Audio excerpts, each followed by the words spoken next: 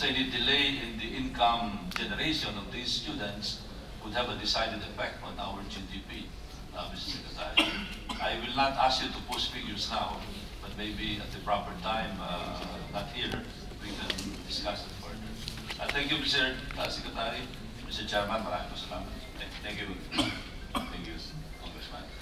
May I now recognize Greg Manasan, and then later on, Alan. Finally, I will recognize myself. It's now 10 minutes to 12, so we can perhaps vote an additional 15 minutes. So, Senator. Thank you, Mr. Chairman. Secretary Luis Roa, Father Armina, good morning, folks. This is the first time we have met each other publicly. I only see you on TV.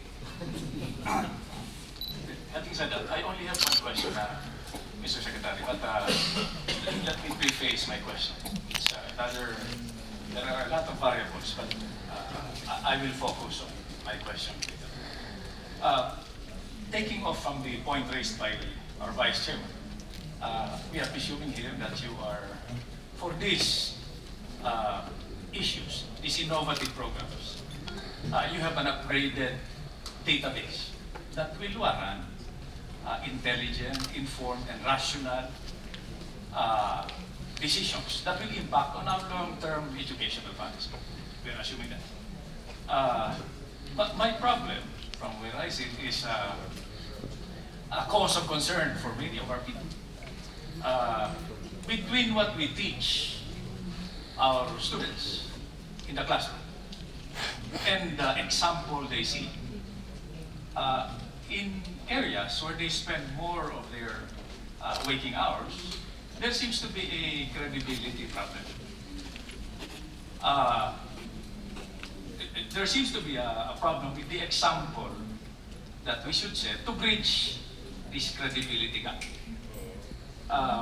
I believe that we Filipinos are not only, aside from being geniuses, in the 200 countries where almost 12 billion of our people are scattered, working productively as overseas Filipinos, we have problems with leadership by example, compassion by example, understanding by example, patriotism by example, a sense of predictability and priorities by example.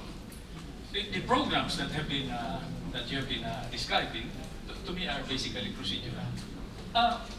You have been Secretary Luis in a lot of advocacy work, and my question therefore is there any program embedded or focused that addresses this credibility problem to the point that there is a sense now that there is so much organized hypocrisy floating around. No? You talk about things you cannot give because you do not have them. So my question basically is, in your department, considering the vision that you have articulated so far, what are we doing to address or to narrow this credibility problem between what we teach our students in the classrooms and what they see in their everyday lives, from their parents, from their teachers, from their national leaders, from their local leaders? Secretary, please. Thank you, Your Honor. I am on the same page as you in terms of not just the credibility, but also in terms of leadership by example. And I carry that as a burden also myself. When I described earlier that the reform in the department will take quality, will learning inputs, quality, and then I mentioned the third one is really reforming the bureaucracy. That's exactly what I meant by ensuring that our processes, most especially in the central department, in the central office of the department, and then cascading down to the regional offices and the superintendents, all the way to the principals, should undertake this reform. And I imagine that would be the most difficult, Your Honor. It will take a change of heart. It will take example and perhaps continuous, call it in religious terms, sermonizing on the part of the department. But in my mind, we cannot just build classrooms and do more of the same unless we at the same time touch on the very hearts of our teachers, our superintendents, regional directors, and myself. So, yes, Your Honor, this will be at the very heart of the reforms in the department. I hope we could partner also with the legislators in terms of, because I have some suggestions also on how to also bring about those reforms from a legislative agenda point of view. Thank you, Your Honor. Mr. Chairman, just one a few points. Secretary Luistro, we understand that. But it appears that the first sector we have to educate is the government sector. If we need leadership, for example. Second, case in point. Yesterday, Congressman Manny Pacquiao picked up his opponent. And these are the few times that we unite as a people.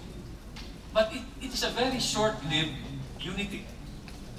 It is also a very clear example of defining more difficultly what we are for, rather than what we are against.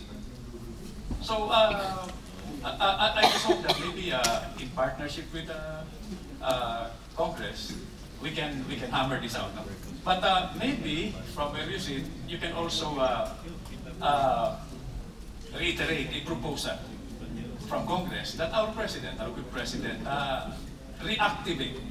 No, reactivate is the wrong word. Hyperactivate the LEDA, where we get a better sense of our national priorities that we should insulate from every administration that comes into power. Because there are some programs whose gestation period will definitely outlive our president. So, Secretary Luistro, Brother Alvin, I lay this at your feet for possible areas of cooperation with Congress. Thank you, Secretary Luistro. Thank you, Gringo. I think you touched on the very heart of what education is for and what citizenship is for. Thank you very much. Now we recognize Senator Angan. Good afternoon, most able chairperson, to the DepEd family, Mr. Secretary, magandang tanghali po. I'll make it brief because it's lunchtime and I know the important education questions will be asked by Senator Angara. I heard that there are going to be some objections against the confirmation of the Secretary, so I was browsing his profile. I'm sure it's not about age because he's only 48 years old and we want young people in government. I'm sure it's not his birthday because he was born on Christmas Eve, December 24. I'm sure it's not that he's from Batangas because